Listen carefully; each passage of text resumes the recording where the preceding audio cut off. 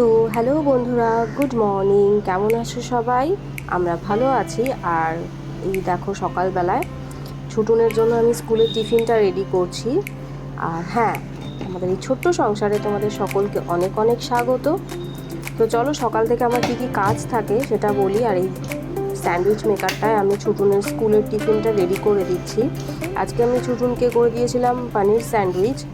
আর এতে পেঁয়াজ, capsicum, tomato এগুলো চপারে আমি চপ করে নিয়েছি। আর পানিরটাকেও আমি চপারে দিয়ে, হাত দিয়ে ম্যাশ করলেও হয়, কিন্তু চপারে দিলে একটু বেশি ভালো হয় দেখলাম। ওই দুটো টান মতন দিয়ে তারপরে আমি একটুখানি বাটার দিয়ে ফ্রাই করেছি সব কিছুকে দিয়ে। তার সাথে আমি একটু চিজ দিয়েছি, দিয়ে আমি স্যান্ডউইচ মেকারটাতে স্যান্ডউইচটা বানিয়ে দিলাম। কীভাবে করেছি সমস্ত কিছুই আমি ভিডিও করেছিলাম, কিন্তু আনফর্চুনেটলি সেই ভিডিও ক্লিপসগুলো অ্যাড হয়নি। যেইটাতে অ্যাড হয়েছিল সেইটা আমি ডিলিট করে যেটাতে অ্যাড হয়নি সেটা আমি রেখে দিয়েছিলাম। তো অগত্যা আমাকে সেইভাবেই ভিডিওটা আপলোড করতে হচ্ছে। আর এখন নানান কাজে এমনভাবে বিধ্বস্ত হয়ে থাকি না, তো এরকমই গণ্ডগোল হয় দেখে ম্যাক্সিমাম দিন আমি কোনো ব্লগ দিতেই পারি না। আর অনেক দিন হয় কি আমি পুরো ব্লগ কমপ্লিটও করতে পারি না। তো যাই হোক, ভেবেছিলাম এই ব্লগটা সুন্দর করে করব, তাতেও মিস হয়েছে। এই যে ছুটুন স্কুলের টিফিনটা ভরে নিল, এবারও রেডি হয়ে যাচ্ছে। মোটামুটি 9:30টার মধ্যে ও বেরিয়ে যায়, কারণ ওকে ট্রেনে অনেকটা যেতে হয়। ট্রেন লেট থাকে, ভিড় থাকে, উঠতে পারে না, তো সমস্তটা দেখেই ওকে বেরোতে হয়। অনেকটা দূরেই এখন আছি, তো ওই স্কুল যাতায়াতটা ছুটুনের কাছে একটা খুব বড় সমস্যার বিষয় হয়েছে। কারণ এটা হচ্ছে ট্রেনের রাস্তা। ভ্যাচকা মুখটা একটু এবার ভ্যাচকা বুঝতেই খ্যাকা। পারছো, ট্রেনের টাইম এইবার মতন থেকে সব বেরোতে হয়। খ্যাকানো আমি করব, দেখ আগে না। থেকে একটু হাতে টাইম রুমাল নিতে হয়। নিয়েছিস?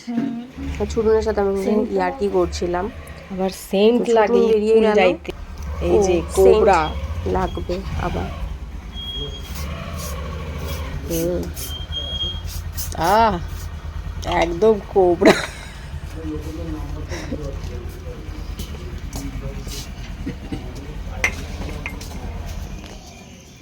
ঠা ঠা, দুগ্গা দুগ্গা। আর এই দিকে রেলিংয়ের মধ্যে আমি সমস্ত জামা কাপড় মেলে রেখেছি, কারণ আগের দিন এত বৃষ্টি হয়েছে, বাইরে কিছু জামা কাপড় দিতে পারিনি, কিছু শোকায়নি। আর ওই সকালের দিকটায় রেলিংটা একটু রোদ পড়ে, একটু বলবো না, ওই ধরো 7টা 7:30 থেকে প্রায় 12টা 1টা অবধি রেলিংটায় ভালো রোদ থাকে। এই যে কলেজ যাওয়ার হইলে ইনি হচ্ছেন বেরাস করেন, কলেজ না যাওয়ার হলে ইনি বেরাস করেন না। বল বল, কিছু বল। এবার আমি বাসন কুসন মাজি। এই যে এত বাসন, পাহাড়, সিঙ্কে আর জায়গা নাই। এবার এগুলো মাজি, তারপর খাবো আবার চা। তো মানেরও টিফিন দেওয়া হয়ে গেছে, আর ও রেডি সেডি হয়ে গেছে, স্কুলে যাবে। ও না, মান তো কলেজে যায়।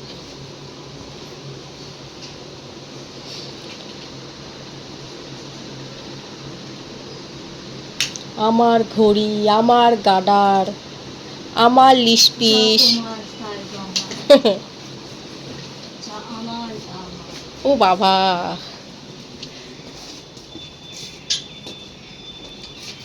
হ্যাঁ, দুগ্গা দুগ্গা, সাবধানে রাস্তা দেখে যাবি। গেল।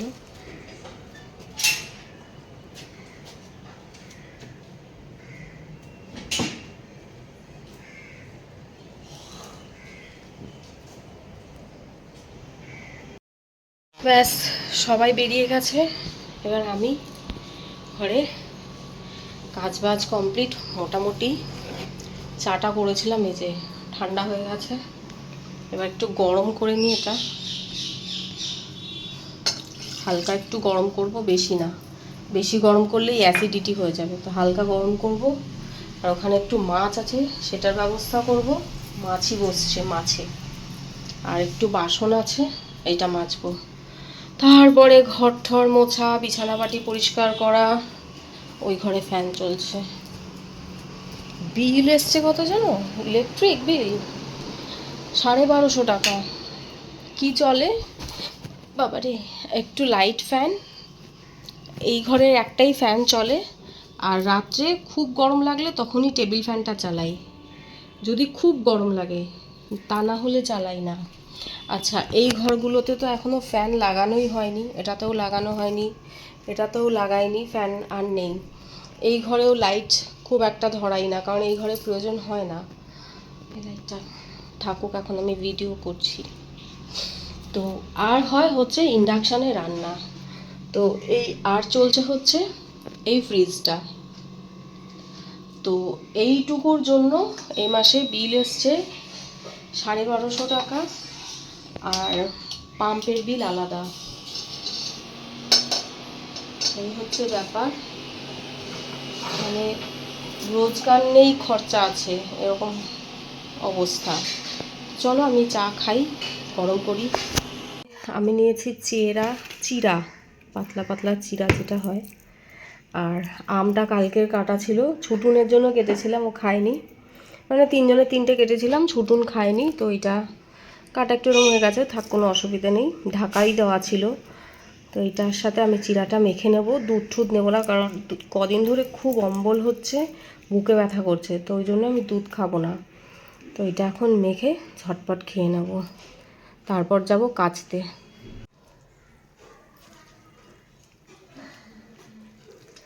কারা কারা এরকমভাবে খাও বলো, এটার সাথে দুধ দিলে আরও দারুণ লাগে, বাট আমার ইচ্ছে থাকলেও কিছু করার নেই। এরকমভাবে পুরো আমটা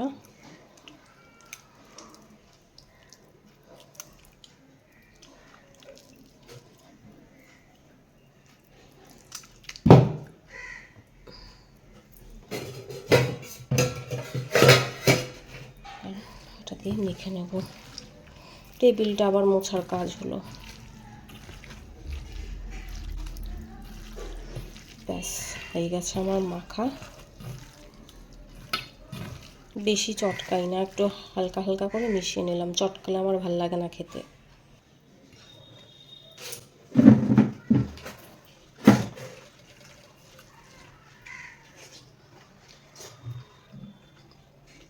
আহা,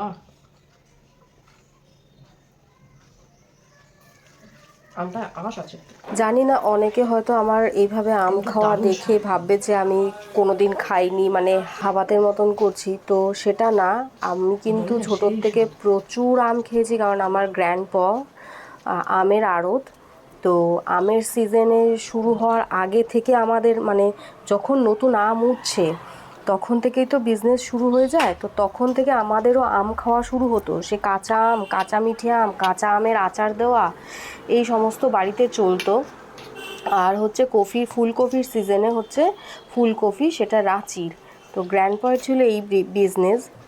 আর এত আম খেয়েছি, কিন্তু আমার আম খাওয়ার স্বাদ মেটে না, মানে যে যতই বলো, মানে আম দেখলে আমি হাবাতের মতোই করব। আর ঠাম্মা যখন মেখে দিত মুড়ি চিড়ে, তারপর ঘরে বানানো ছাতু, ওই যে চৈত্র মাসে ছাতু সংক্রান্তিতে ছাতু করতো খই দিয়ে, সেই ছাতু থাকতো, তো সেই ছাতু দিয়ে আম দিয়ে দই দিয়ে মেখে দিত, কলা দিয়ে, এত ভালো লাগতো, মানে অসম্ভব। আর আমার সত্যি আম আমার ভীষণ প্রিয়। আর এদিকে আমার রান্নার বাসনপত্র মাজা হয়ে গেছে, ঘরটার মোটামুটি গুছানো হয়ে গেছে। এই যে এই ঘরটাও গোছানো হয়ে গেছে, আয়রনটা শুধু, মানে ইস্ত্রি যেটাকে বলে, ওইটাকে সরাবো, পরে প্লাস্টিকে বোতলটা নামাতে হবে। এই যে এই ঘরটাও মোটামুটি পরিষ্কার করেছি, ঠাকুরের বাসনপত্র মাজা হয়ে গেছে, ঠিক আছে। এইবার যাব আমি কাচতে, কাঁচা ভিজিয়েছি প্রচুর, কাচবো। জল খেয়ে নিই। তো আজকে অনেকটাই কাচাকাচি করার আছে, কারণ রোজ কাচার টাইম হয় না। এবার তো যেদিন ভেজাই সেদিন অনেকটা করে কাঁচা ভিজিয়ে দিই, আর এই যে বেশি করে জল খেয়ে এবার পিঁড়ি নিয়ে বসবো, কাচবো আর যাব বাইরে মেলতে। আর এখানে একটা ব্রাশ আছে, ওটা নিলাম কাচার, ওই জামা কাপড় ঘষার জন্য, ওটা নিলাম। এখনও বিছানা চাদর ফাদর মানে প্রচুর রয়েছে, 3টে চাদরই আছে। তো আজকে আমি এমনি জামা কাপড়গুলো কাচবো, আর চাদরগুলো একটা একটা করে কাচবো, একসাথে 2-3টে চাদর কাচা যা সম্ভব না, তাহলে আমাকে আর দেখা যাবে না। আর এইখানে আগের বাথরুমটা ছোট ছিল, এই বাথরুমটা একটু বড়, তো ওই যে জায়গাটায় কাচি ওই জায়গাটা একটু আগে আমি ভালো করে পরিষ্কার করে নিয়ে তারপরে আমি কাচতে বসি।